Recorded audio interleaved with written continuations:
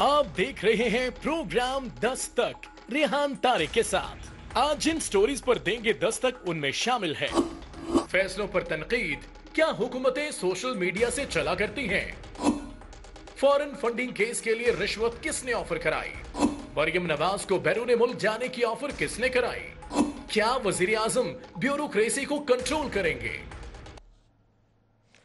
अस्सलाम वालेकुम, मैं हूं रेहान तारिक और आप देख रहे हैं 10 तक। गैरों के सितम तो सह लेते, अपनों ने कयामत ढा दी है। सेनेट इंतखाबात में उम्मीदवार की नामजदगी इस वक्त पाकिस्तान तहरीक इंसाफ के लिए बड़ा चैलेंज बन चुकी है और एक तासुर यह है कि इस वक्त पाकिस्तान तहरीक इंसाफ बमुकाबला पीडीएम नहीं बल्कि पाकिस्तान तहरीक इंसाफ बमुकाबला पाकिस्तान तहरीक इंसाफ है।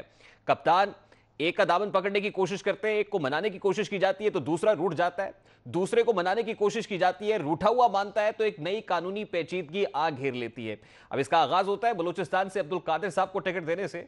जब दबाव का सामना करना पड़ता है, वहां से पार्लिमानी लीडरान ये कहते हैं, वहां के मकामी लोग ये कहते हैं कि अब्दुल कादिर साहब से हमारा कोई ताल्लुक नहीं है, ना हम उनको जानते हैं, तो ये अवामी दबाव पर फैसला वापस लेना पड़ता है। यानी पाकिस्तान तहरीक इंसाफ फिर वही करती है जिसमें एक्सपर्ट मानी जाती है और वो है यू टर्न्स। इस वक्त पाकिस्तान तहरीक इंसाफ के लिए सिंध से एक बड़ा चैलेंज सर उठा रहा है। यूं तासुर मिल रहा है कि सिंध से बगावत सर उठा रही है। पाकिस्तान तहरीक इंसाफ के दरीना कारकुन, पाकिस्तान तहरीक इंसाफ के इब्तदाई दिनों के साथी और इमरान खान साहब के रफीके खास समझे जाते हैं लियाकत जतोई साहब, जो साबिक वजीर आला सिंध हैं, उन्होंने भी पार्टी छोड़ने का ऐलान कर दिया है। जबकि एक अहम वजह बताई जा रही है फैसल वोडा साहब को जो टिकट सेनेट का दिया जा रहा है कि फैसल वोडा साहब इतने अहम क्यों हैं। एक तरफ तो यह लगता है कि पाकिस्तान तहरीक इंसाफ के वफाकी वजीर फैसल वोडा साहब नाहल हो जाएंगे दोहरी शरीयत के केस में, शायद इसी नाहली से बचने के लिए उन्हें सेनेट में उम्मीदवार बनाकर मैदान में उतारा जा रहा है। शायद यही बात है जो पैराशूटर्स का क्लेम लगाया जा रहा है, जो इब्तदाई दिनों के साथी हैं, जो हकीकी कारकुनान हैं, नजरियाती लोग हैं, उन्हें यह बात भा नहीं रही है। और इस वक्त सबसे बड़ा और अहम चैलेंज जो कप्तान के लिए है वो रूठे हुए को मनाना है, उनको केटर करना है। क्योंकि एक खत लिखा गया है गवर्नर इमरान इस्माइल साहब को, उस खत के अंदर अपने गिले शिकवे यूं कहिए कि कलेजा निकाल कर रखा और यह कहा गया है कि सेनेट के अंदर वोट पोल नहीं करेंगे अगर यह फैसला वापस नहीं लिया जाता है। अब देखना तो यह है कि क्या यह फैसला वापस होता है, रिवर्सल होता है, या वे रूठे ही रहते हैं। जो कुछ भी है, इस तमाम तर मामले को ऑपोजिशन बड़े अच्छे तरीके से कैपिटलाइज कर रही है। आज मरियम नवाज साहिबा ने जो पाकिस्तान तहरीक इंसाफ को सेनेट के महाज पर चैलेंजेस का सामना है उस पर खुलकर तनकीद की है और क्या कह रही थी उसकी एक झलक आपके सामने रखता है। जो हुक्मरान जमात है उसके अंदर हर सूबे से लोग खड़े हो गए हैं जो इन्होंने टिकटों की तकसीम की है। क्या एक भी ऐसा इंसान नहीं मिला जिसको जो 22 साल से आपके साथ जिद्दोजहद कर रहा है, आप उसको सेनेट का टिकट देते और इल्जाम आप दूसरी जमातों पे लगाते हैं आपने मिलियनियर्स और बिलियनियर्स को टिकट्स दिए। इसका क्या मतलब है? जिनकी जमात के लिए कोई खिदमात नहीं है उसका मतलब ये है कि अपने पैसे से वोट खरीदो और आ जाओ सेनेट के अंदर। तो जो मैं हालात देख रही हूँ, ये ना हो कि सेनेट इलेक्शंस के दौरान ही अदम एतमाद हो जाए, ये ना हो कि सेनेट इलेक्शंस के दौरान ही अदम एतमाद हो। पार्टी छोड़ने का कोई ऐलान नहीं किया। दूसरी बात मैं कहूँ कि पीटीआई में जिस तरीके से अपने रहनुमाओं को, एमएनएस को बोलने की आज़ादी है, ऐसी जमहूरियत किसी और पार्टी में नहीं है। ये जिस तरीके से आप कह रहे हैं ना, ये सिर्फ आपको पीटीआई में कल्चर मिलेगा कि एमएनएस को, एमपीएस को, लीडरों को ये इजाज़त है कि वो जो उनकी राय है वो उसको एक्सपेंड कर सकते हैं और जब ज़रूरत पड़ी है तो मीडिया पर भी आके कह रहे हैं। इस बात से कोई कतई नज़र ताल्लुक नहीं है कि गवर्नमेंट को कोई ख़तरा है। गवर्नमेंट के साथ सारे हम गवर्नमेंट के साथ खड़े हुए हैं, इमरान खान साहब के साथ खड़े हुए हैं। लेकिन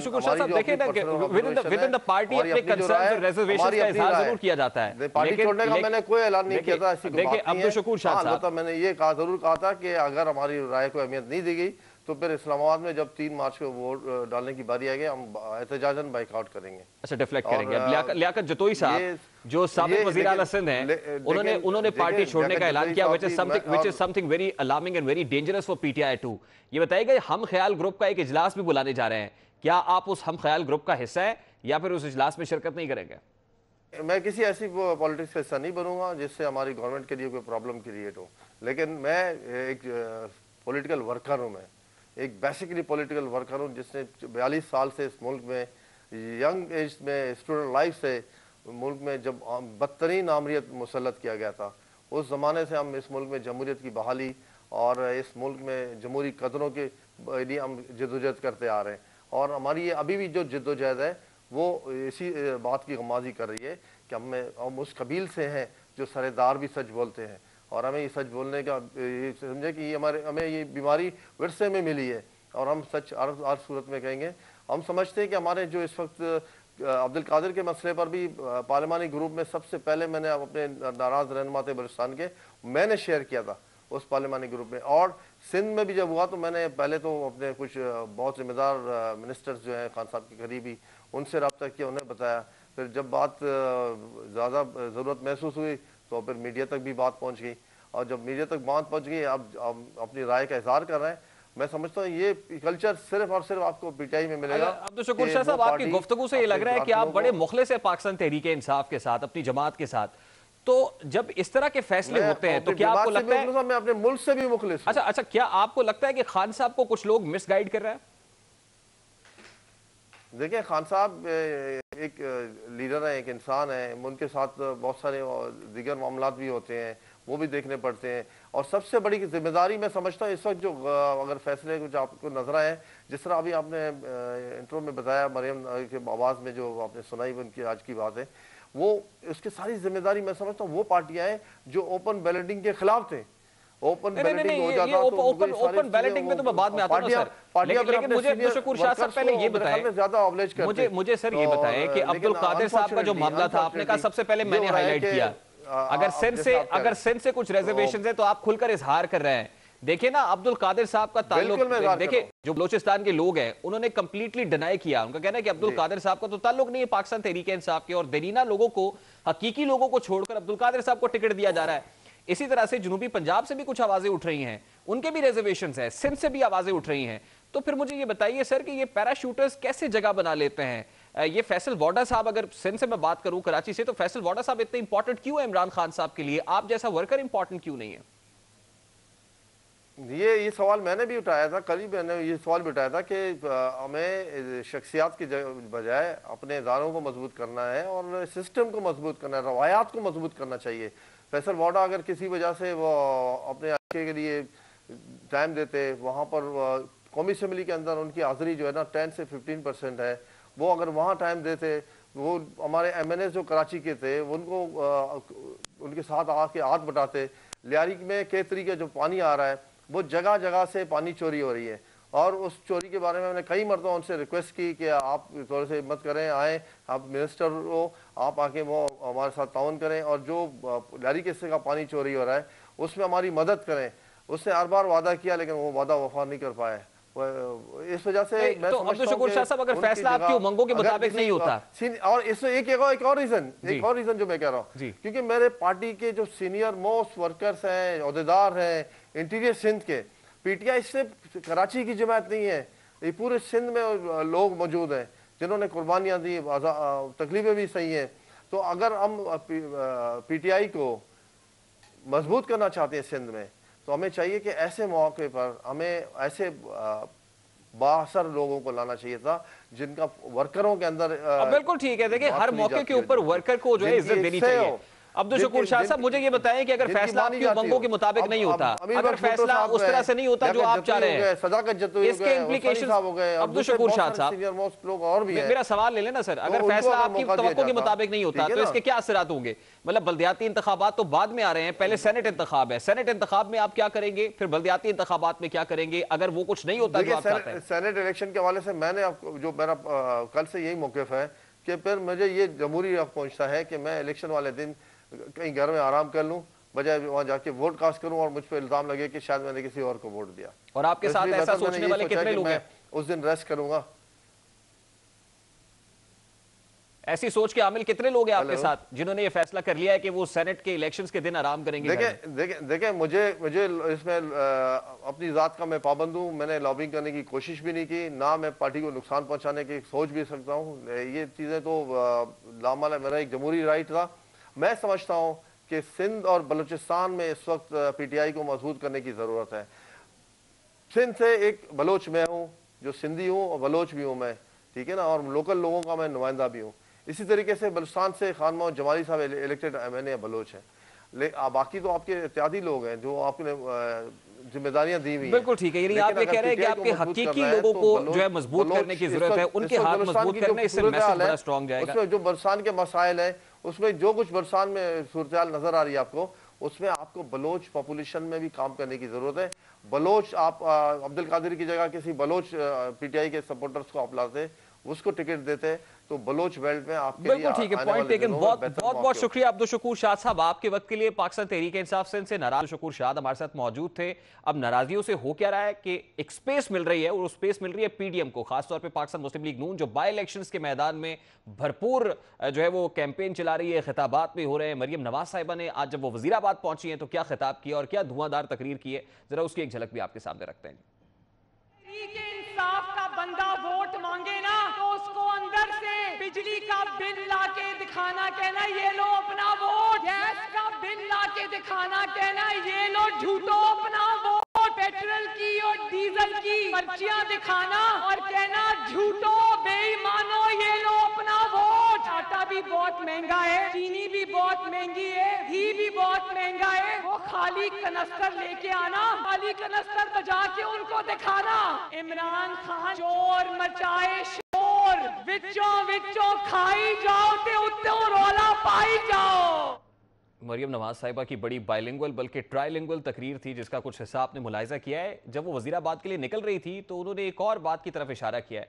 उनका कहना है कि ये बात अपनी जगह पर कि मेरी सेहत इजाज़त नहीं दे रही, कोई मेरी माइनर सर्जरी है जो पेंडिंग है, जिसका इलाज शायद पाकिस्तान में मुमकिन नहीं है, मुझे बैरून ममालिक जाना है, लेकिन मैं सरजमीन पाकिस्तान छोड़कर नहीं जाऊंगी। मुझे कुछ लोग ये चाह रहे हैं कि मैं यहाँ से उन्हें स्पेस मिल जाए, लेकिन मैं नहीं जाऊंगी। वो क्या कह रही थी, जरा उसकी एक झलक भी आपके सामने रखते हैं, उसके बाद सदाकत अली भाई साहब की तरफ जाता है।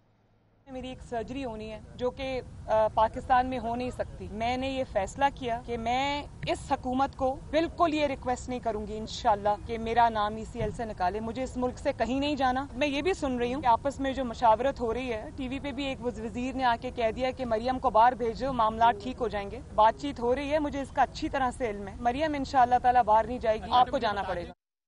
इस वक्त पाकिस्तान तहरीक इंसाफ के रहनुमा सदाकत अली अब्बासी साहब हमारे साथ मौजूद हैं। बहुत बहुत शुक्रिया अब्बासी साहब आपके वक्त के लिए।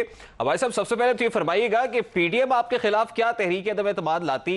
आपके अपने लोगों ने क़यामत ढा दी है, गैरों के सितम तो सह लेते, अपनों ने क़यामत ढा दी है। मैं सिंध का जिक्र करूं, बलूचिस्तान का जिक्र करूं, पंजाब के नाराज लोगों का जिक्र करूं, या फिर केपी में जाऊं, कुछ आप ही बताइए, ये मसला हल करें सर। जो लोग देख रहे हैं कि पाकिस्तान तहरीक इंसाफ के लोग इतने तवातुर से नाराज क्यों हो रहे हैं और पैराशूटर्स का एक तासुर दे रहा है। जी बहुत शुक्रिया। मेरा ख्याल है पाकिस्तान के लोगों को अब आदत होनी चाहिए जमहूरी पार्टियों की। इससे पहले पाकिस्तान में एक ख़ानदानी निज़ाम था, पीपल्स पार्टी और PMLN का, बाकी जमातों में भी ख़ानदानी लोग थे, और वो बाकी अवाम बाकी जो पार्टी के लोगों में और उनके लीडरों में बड़ा फ़र्क होता था, और वो ज़ाहिर है उनको जी हजूरी का एक आदत थी। यहाँ पे पॉलिटिकल पार्टी जो है, आपने देखा कि बलूचिस्तान की पॉलिटिकल पार्टी ने हमारा सेनेट का टिकट जो वज़ीर आज़म ने की क़यादत में जो टीम थी उसका दिया हुआ टिकट वापस करवाया। तो हमारे यहाँ जमहूरियत है, और ये जो आपको इख्तलाफ नजर आ रहा है तब तक रहेगा जब तक टिकट फाइनल होते हैं। जब टिकट फाइनल हो जाएंगे तो सारे इंशाल्लाह एक झंडे के नीचे सारे खड़े होंगे, और इस पार्टी में ज्यादा इख्तलाफ है। देखिए, पार्लिमानी बोर्ड का इजलास हुआ, ऑब्वियसली पार्लिमानी बोर्ड के अंदर बड़े संजीदा लोग बैठे हुए होते हैं, बड़े समझ बूझ के बाद फैसला करते हैं।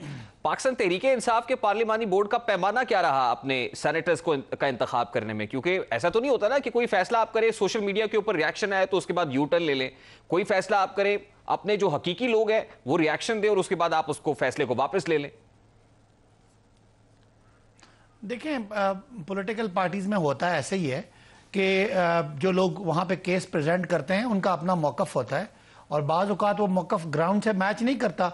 अगर आपके मेजॉरिटी ऑफ द पार्टी जो आपका कैडर है, जो पार्टी के कारकुनान है, अगर वो नाराज हो तो वो पॉलिटिकल पार्टी के आगे जो अपने फैसले पर डट जाए। तो हम समझते हैं कि बाज़ औक़ात इख्तिलाफ होता है, बाज़ औक़ात गलत राय भी होती है, आपने देखना पड़ता है कि कौन सी राय चूज की। अगर आपने अक्सरियत की राय नहीं की तो आपको चेंज करने में कोई बुराई नहीं है। सर, एक शख्स जिसका ताल्लुक ही ना हो पाकिस्तान तहरीक इंसाफ से, जमात से ताल्लुक ना हो, अपने जो हकीकी लोग हैं उसको डिसोन कर रहे हो और पार्लिमानी बोर्ड उसको टिकट जारी कर दे, इतना गाफिल होता है पार्लिमानी बोर्ड? नहीं, डिसोन करने की बात नहीं है। बहुत सारे पार्लिमानी बोर्ड के मेंबर्स ने उनको अग्री किया और उनको इंट्रोड्यूस कराया, लेकिन चूंकि हमारे यहाँ पार्टी में दो ग्रुप्स हैं, आपस में इंट्रा पार्टी इलेक्शन लड़ते हैं, तो कभी इधर से बंदा आए कभी उधर से आए, तो वो थोड़ी सी मुखालफत होती है।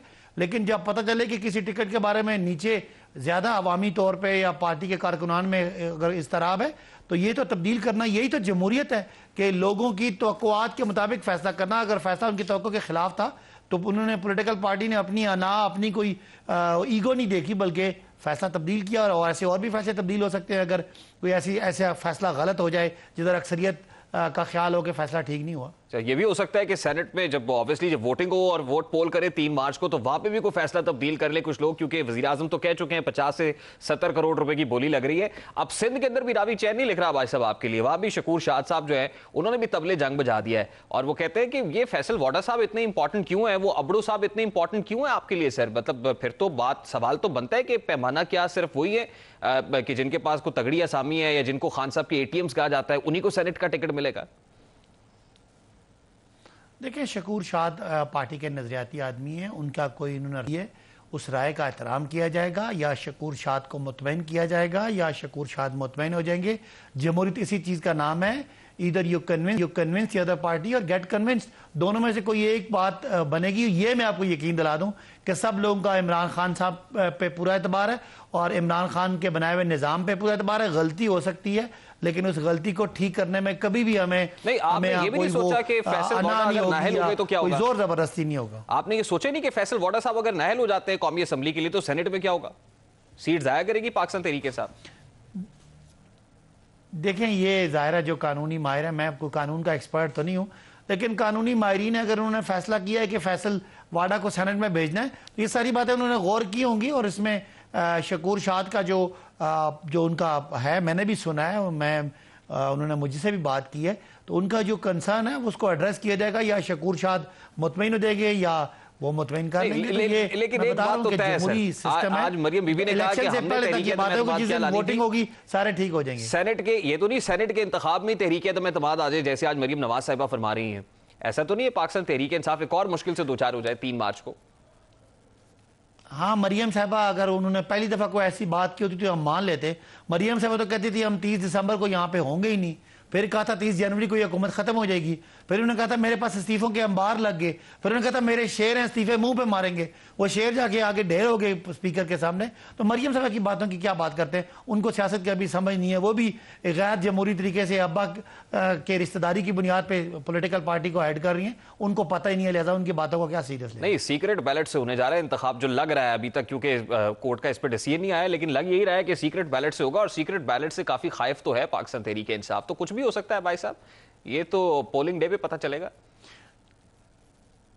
देखिए, तहरीक इंसाफ इन चीज़ से नहीं डरती कि उनका कोई बंदा टूट जाएगा। हमारे बंदे टूट गए थे, हमने 20 MPs उठा के बाहर फेंक दिए। तो हमें PTI सिर्फ शफाफियत की बात करती है, इमरान खान इस निज़ाम को ठीक करना चाहते हैं, वरना हमें किसी 1-2 सेनेटर के कम या ज़्यादा होने का, 2 MPs के कहीं चले जाने का कभी परवाह ना की या ना करते हैं। आपको पता है माजी में उन MPs को फारिग तो कर दिया, लेकिन उनसे रकम नहीं बरामद की आपने भाई साहब, और फिर आप वीडियो भी ले आए। देखिए, रकम बरामद करने के लिए उसका लीगल प्रोसेस है। अब तो एक कमेटी बन गई है और उसके बाद इंशाल्लाह केसेस भी बनेंगे और वो आप देखेंगे कि उस पर आपको कम अज कम ये तो हुआ ना कि उनकी सियासत खत्म होगी ना, और पाकिस्तान में लोगों के सामने वो एक्सपोज हो गए, वो भी एक्सपोज हो गए और उनको खरीदने वाले भी एक्सपोज हो गए, वो भी एक्सपोज हो गए और सिस्टम भी एक्सपोज हो गया। तो आज इसलिए तो हम बात कर रहे हैं कि शफाफ सिस्टम लाएं और ओपन वोट लाएं, और शायद इतनी बात ना होती अगर हम उनको एक्सपोज ना करते। अच्छा भाई साहब, एक और मामला है, साबिक वजीर आजम का जो पासपोर्ट है वो एक्सपायर होने जा रहा है रात 12 बजे, तो नवाज शरीफ साहब को भी वापस नहीं ला सके सर, इसमें कौन एक्सपोज हो रहा है?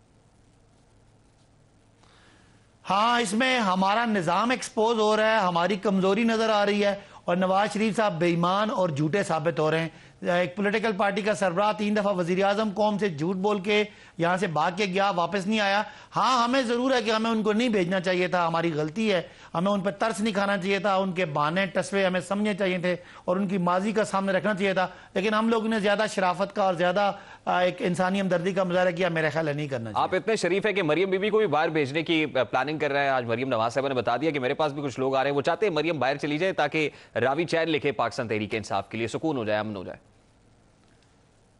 मेरा ख्याल है कि ये एक गलती हम 2 दफा नहीं दोहराएंगे। मरियम साहब अल्लाह उनको जिंदगी सेहत दे, सेहतमंद लग रही हैं, कोई ऐसा उनका कोई ऐसी बीमारी नहीं है कि जिससे मुल्क में इलाज ना हो। लेकिन वो नवाज शरीफ साहब वाला उनकी सर्जरी हो रही है सर, और वो सर्जरी पाकिस्तान में नहीं हो सकती। आपने आंसू बहा रहे थे कि जी अभी गए और अभी गए, सुबह गए शाम गए। हम भी उनकी जिंदगी से डर गए थे कि यार अगर हमारी किसी वजह से उनको हम शायद इलाज ना दे सकें तो खुदा न खास्ता हमें कोई ऐसी वो ना हो, हमारे लिए कोई शर्मिंदगी ना हो इंसानी हमदर्दी की बुनियाद पे। अदरवाइज आप मेरा ख्याल हम वो गलती दोबारा नहीं करेंगे। ठीक है, बहुत शुक्रिया भाई साहब आपके वक्त के लिए। पाकिस्तान तहरीक इंसाफ के रहनुमा सदाकत अली अब्बासी हमारे साथ मौजूद थे। अभी एक ब्रेक लेंगे।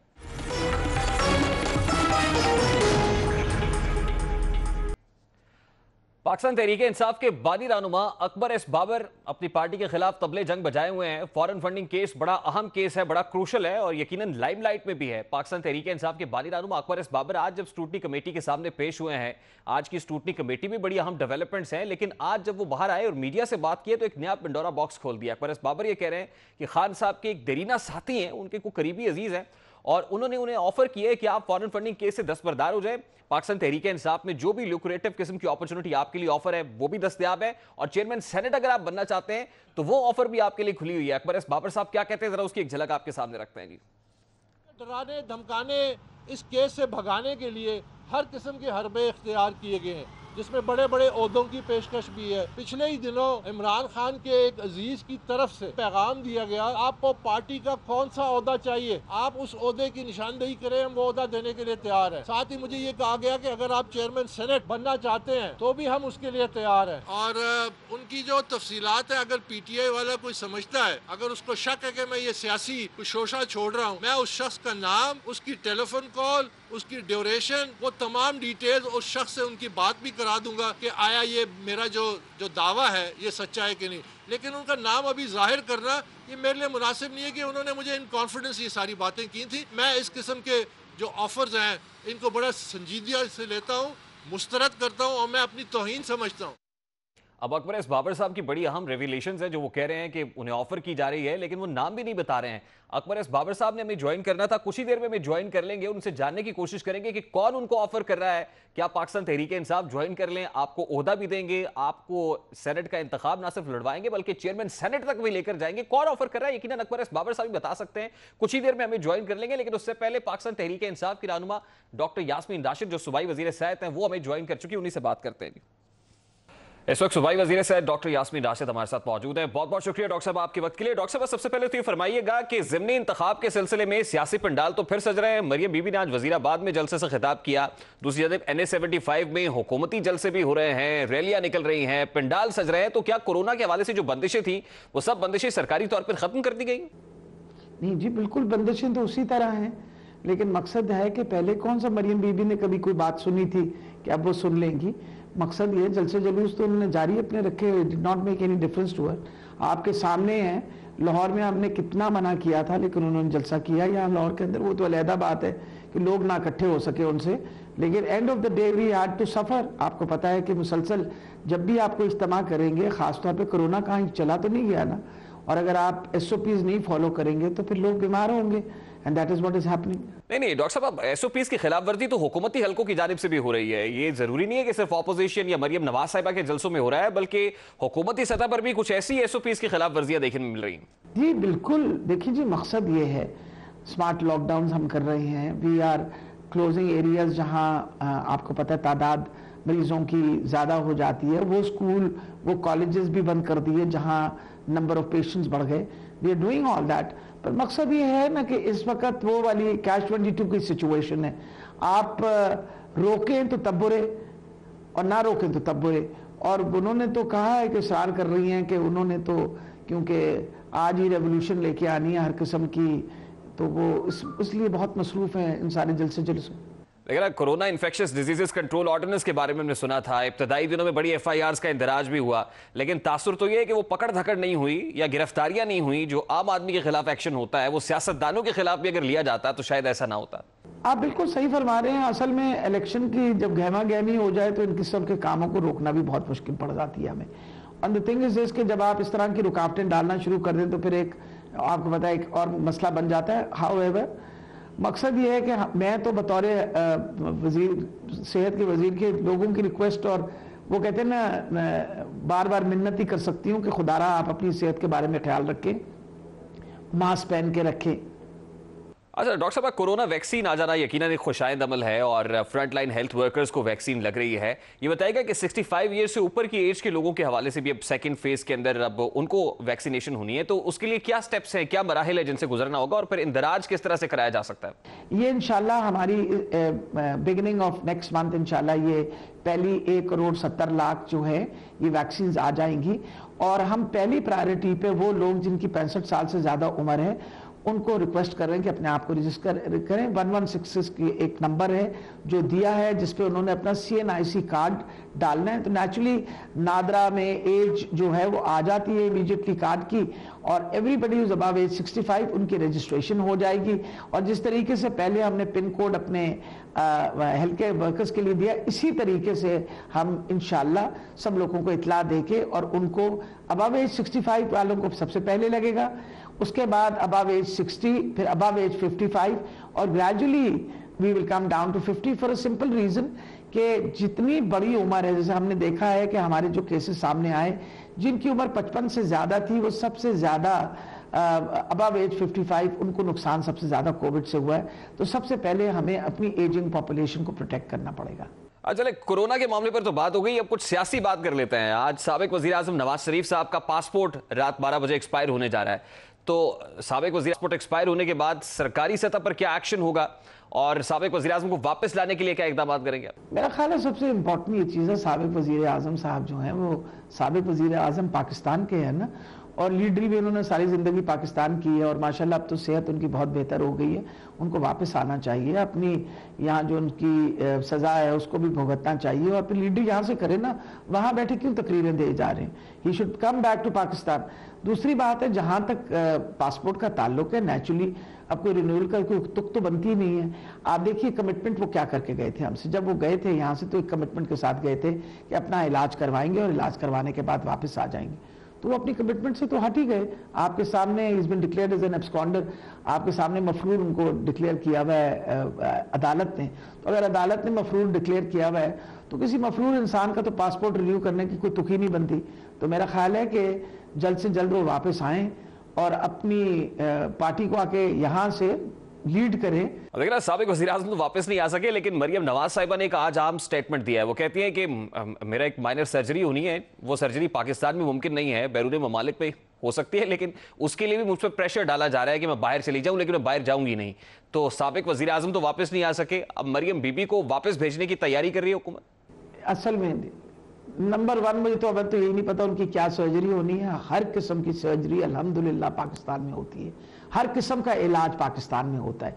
नवाज शरीफ साहब का भी तो यही इलाज किया था हमने, देखिए ना, हमने डायग्नोज भी यहाँ किया, इलाज भी उनका यहाँ किया, और वो माशाल्लाह हमारे इलाज की वजह से बिल्कुल सही आपके सामने साल हो गया। वहां तो उन्होंने कोई बहुत बहुत शुक्रिया डॉक्टर साहब आपके वक्त के लिए। सूबाई वजीर सेहत डॉक्टर यास्मीन राशिद हमारे साथ मौजूद थी, गुफ्तगू आपने सुनी है। अकबर एस बाबर साहब हमें इन द मीनवाइल ज्वाइन कर चुके हैं। अकबर एस बाबर साहब ने बहुत सारी इंटरेस्टिंग चीजें उनसे पूछनी है कि कौन उनको क्या ऑफर करा रहा है, उनसे बात करेंगे हम इस ब्रेक के बाद। हमारे साथ रहिएगा।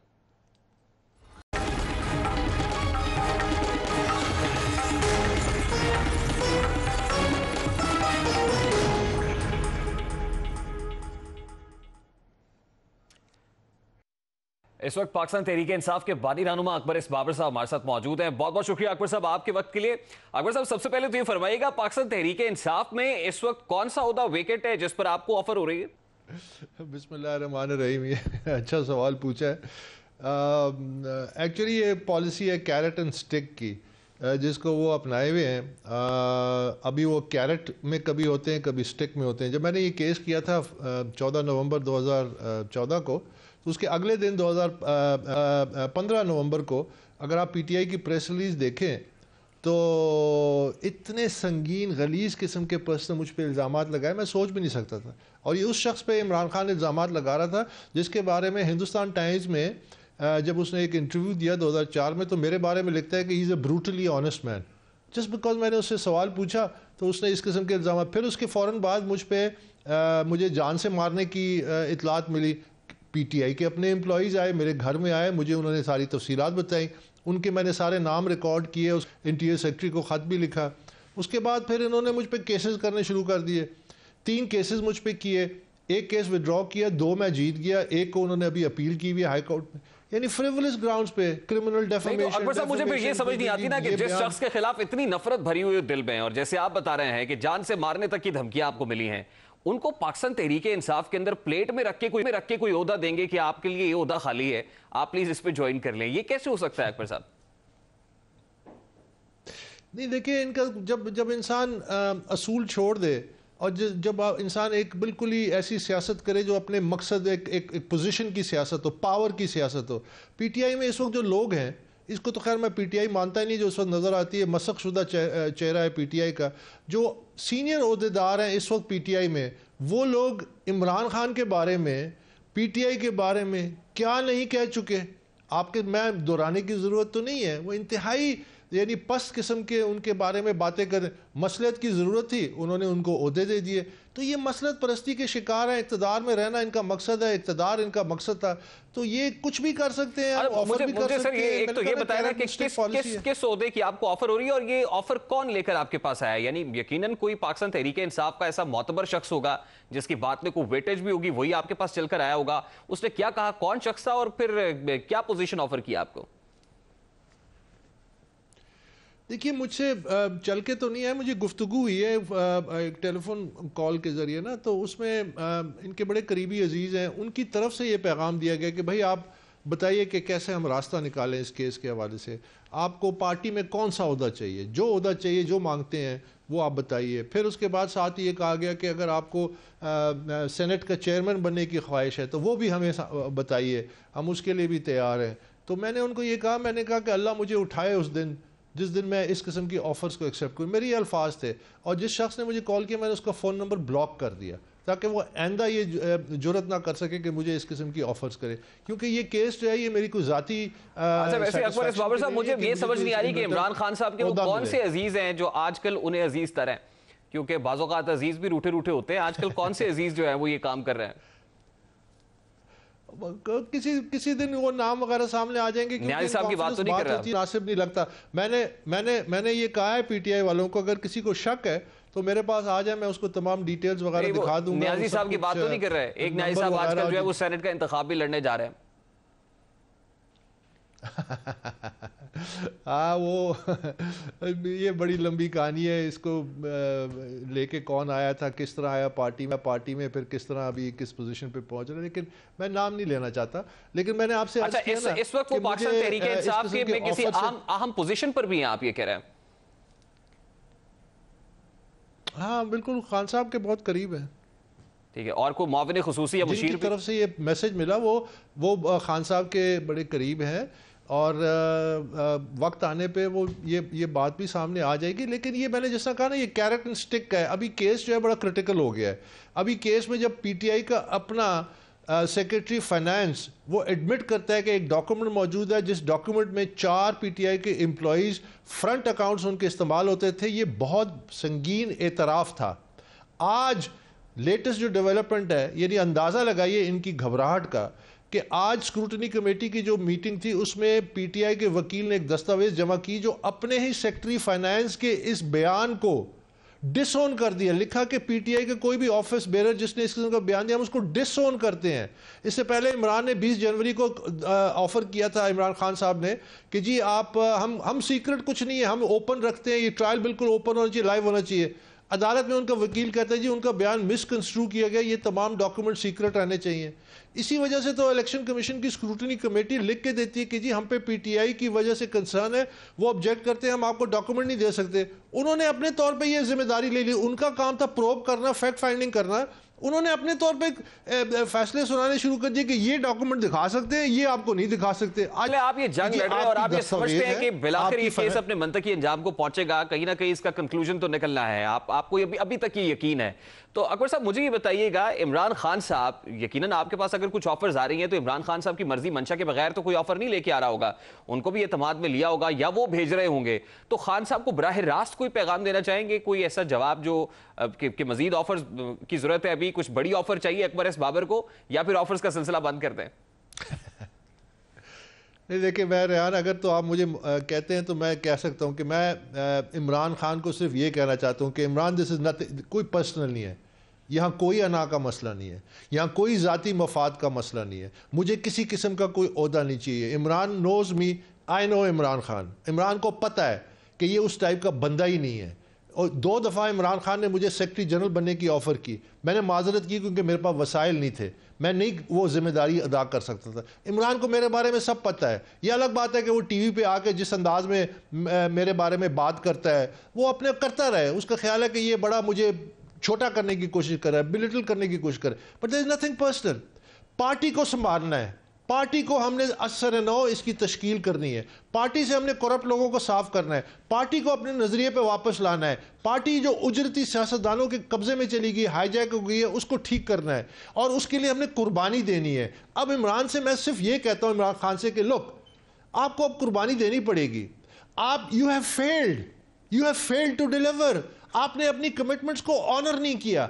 आपको जब ट्रांसपेरेंसी इंटरनेशनल कहती है कि हालिया दौर की ये करप्ट तरीन हुकूमत है इमरान खान के नीचे, तो आपको इस्तीफा दे देना चाहिए, आपको हट के साइड पे हो जाना चाहिए, आपको इंट्रोस्पेक्शन करनी चाहिए, आपको सोचना चाहिए कि ये हुआ क्या, सेनेट इंतखाब में हम बहुत सारे ऐसे लोग देख रहे हैं जो नाराज हो रहे हैं इमरान खान साहब से। वो कह रहे हैं कि इलेक्टेबल्स को टिकट दे रहे हैं, पैराशूटर्स को टिकट दिया जा रहा है, नवाजने की कोशिश हो रही है। तो क्या अकबर एस बाबर ऐसा इरादा भी रखते हैं कि ये तमाम तर नाराज लोगों को मिलाकर एक ग्रुप बना के तो अलहदा से पैरेलल एक पाकिस्तान तहरीक इंसाफ खड़ी कर दी जाए, पाकिस्तान तहरीक इंसाफ हकीकी के नाम से? नहीं, हम ना पाकिस्तान तहरीक इंसाफ हकीकी बनाएंगे ना कोई और नाम देंगे। हम तहरीक इंसाफ है।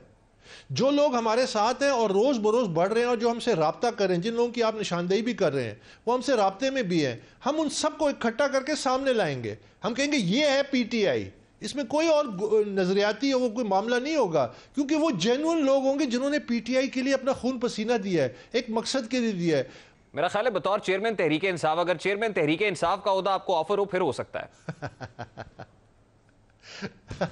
Imran Khan will have to give space, उसको पीछे हटना पड़ेगा, वरना वो उसकी जो जिस तरफ सियासत जा रही है, देखिए यकीन करें, मैं विदाउट एनी मैलिस या प्रेजुडिस, इस वक्त लोग जितने नफरत कर रहे हैं इस हुकूमत से, जितने तंग हैं, जितने अजाब में हैं, मैंने अपनी जिंदगी में नहीं देखा। और ये हुकूमत जिस अंदाज में जा रही है, देखिए एक इंटरनेशनल एस्पेक्ट भी है। मैं हमेशा से ये कहता हूं कि एक इंटरनेशनल कंस्पिरेसी हुई है पाकिस्तान को, पहले इसकी पॉलिटिक्स को डिस्टेबलाइज करना, फिर इसकी इकोनॉमी को क्रिपल करना और उसके बाद बड़ा मकसद हासिल करना जो पाकिस्तान से सबकी एक सोच है। उसके लिए लोकल प्लेयर्स उनको मिल जाते हैं, क्योंकि वो अपनी ख्वाहिशात को ऑब्सेशन बनाते हैं। वो अपनी ख्वाहिशात को जब ऑब्सेशन बनाते हैं वो सब कुछ भूल। ठीक है, बहुत बहुत शुक्रिया अकबर एस बाबर साहब आपके वक्त के लिए। पाकिस्तान तहरीक इंसाफ के बानी रहनुमा अकबर एस बाबर हमारे साथ मौजूद थे। प्रोग्राम का वक्त अपने इख्तिताम को पहुंचा, आपसे मुलाकात होगी इंशाल्लाह कल। अपना रखिएगा ख्याल, अल्लाह हाफ़िज़।